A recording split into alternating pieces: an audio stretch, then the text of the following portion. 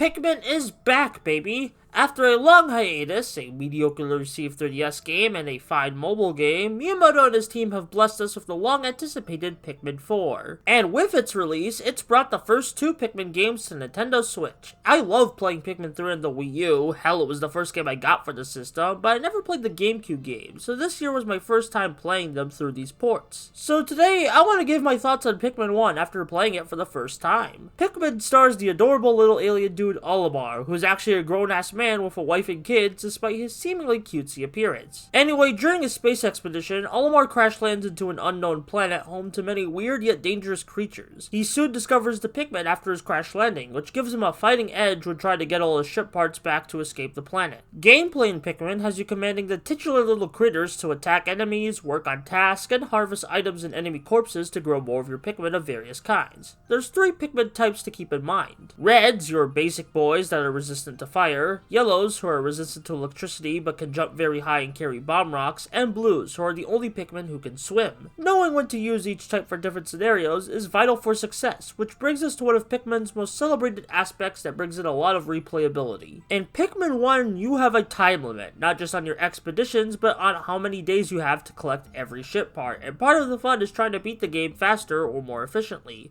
Losing less Pikmin, gaining more ship parts per day are big flexes in having better Pikmin runs. You'll learn these techniques through multiple trial and error playthroughs, which is great for hardcore players, but this prospect can seem intimidating for those who just wants to play the game once and be done with it. It doesn't help that the Pikmin AI in this game can be rough compared to the later, more polished installments, as the Pikmin will often get stuck on various walls or will move in weird directions, and are hard to round up together if you don't know how they act, which is especially detrimental when you're on the clock. I lost so many Pikmin in my first playthrough just because I went too fast and accidentally left them behind in a dangerous scenario. Again, I'm quite new to Pikmin 1, and I do want to get better at it eventually. It's just not a fun prospect to keep losing Pikmin constantly, which actually leads to my biggest positive about the game, the world and atmosphere. While Pikmin 1 can be a stressful game to play effectively, which won't vibe with everyone on a gameplay front, I think we can all agree that the visual presentation is fantastic, even 2 decades later. The pleasant scenery is contrasted with some eerie enemies that balance being cute and kinda scary. Legit, the Bulborbs give me the creeps, and they are the most tame enemies in the game. I haven't even mentioned the more photorealistic dangers or my favorite enemies in the game, these flamethrower hogs, but the bottom line is, the enemies help me get invested in this bizarre, possibly post-apocalyptic world. There's so many cool and interesting ways you can read into Pikmin's world, and I think that's amazing, and shows the power of visual storytelling in video games. So yeah, I really like Pikmin 1. It has its wrinkles that later entries in the series cleaned up, but there's still so much to love in the first game, from both the gameplay and storytelling. Definitely pick it up on the Switch, but don't take my word for it. Here's a word from international and world-famous Pikmin lover, Shafrillis Productions.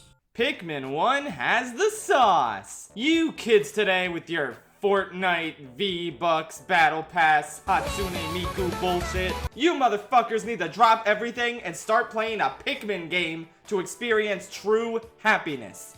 Praise the Pikmin, shill the Pikmin, devote your life to the Pikmin. I gotta watch the Pikmin, I gotta date the Pikmin, I gotta be the Pikmin!